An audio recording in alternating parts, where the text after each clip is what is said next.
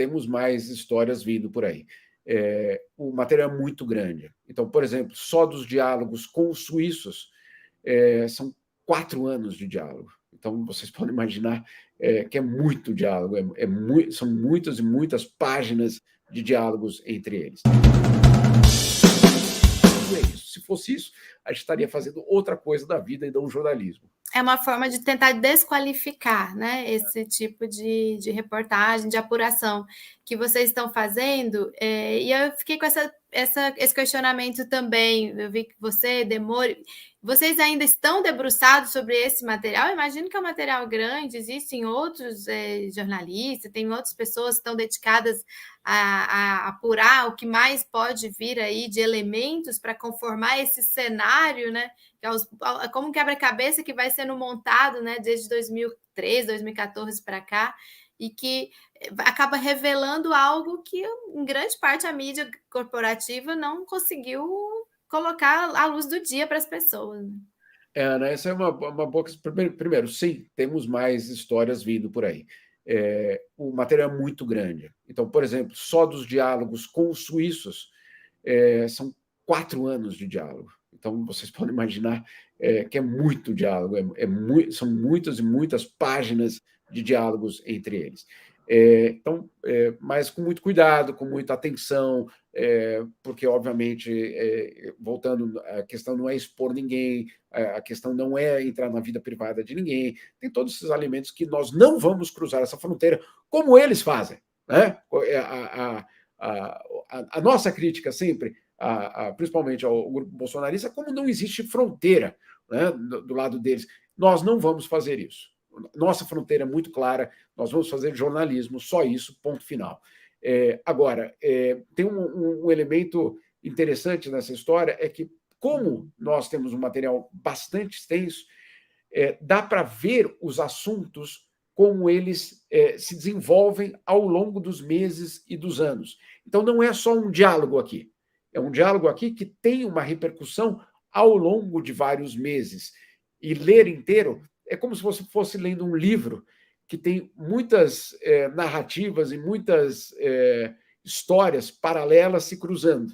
E, de repente, semanas depois, volta o diálogo com aquela mesma informação, depois que decisões foram tomadas, etc. É fascinante, sinceramente, é absolutamente fascinante ver como isso tudo vai acontecendo e como você colocou, as peças vão se encaixando. Ô, Jamil, e eu tenho a impressão, eu fico com a impressão de observador externo, de que eles não querem reconhecer a existência, porque, né? Gui, bota aí o diálogo do Vladimir Aras, justamente porque nos diálogos tem coisas que são comprometedoras. Você bem disse que o Deltan, nessa resposta a você e ao Demore, ele não cita esse diálogo agora. Põe aí no ar, o Gui, o que eu acabei de colocar no Fórum 11h30. Obrigado, Vlad, mas entendemos com a PF, quer dizer, ele e a PF da época, 11 de fevereiro de 2016, que neste caso não é conveniente passar algo pelo executivo, pelo governo de turno, pelo governo da época de 2016. Fevereiro era Dilma. Aí Vladimir Aras, que é colega dele. A questão não é de conveniência, é de legalidade, Delta. O tratado tem força de lei federal ordinária e atribui ao Ministério da Justiça a intermediação. Estamos negociando com o Senado, ele diz de um caminho específico para, por hora, precisamos observar as regras vigentes. Então, Jamil, me parece que para eles é muito importante também negar dizer que as mensagens, desqualificar as mensagens, porque tem essa, por exemplo, que mostra claramente que um colega reconhecia a ilegalidade do que eles estavam fazendo. Não? Você acha que é por aí que eles dizem que não reconhecem nada? Claro, meu caro. Primeiro, essa mensagem do Vladimir Aras, ela é claríssima. Né? Ela não é, e não sou eu falando, não é o Demore falando, não é um advogado de uma parte que é suspeito na Lava Jato, não, é alguém lá de dentro. Você tem toda a razão. De repente, é algo que preocupa, porque justamente mostraria ou essas dissidências, ou, no mínimo, o questionamento interno sobre os procedimentos que estavam sendo adotados. Então, isso também é importante ver, e insisto, como o material é muito amplo, dá tempo. A gente sabe que um diálogo, principalmente no telefone, nem sempre você responde naquele dia, nem sempre você pensa na resposta, de repente uma conclusão vem depois.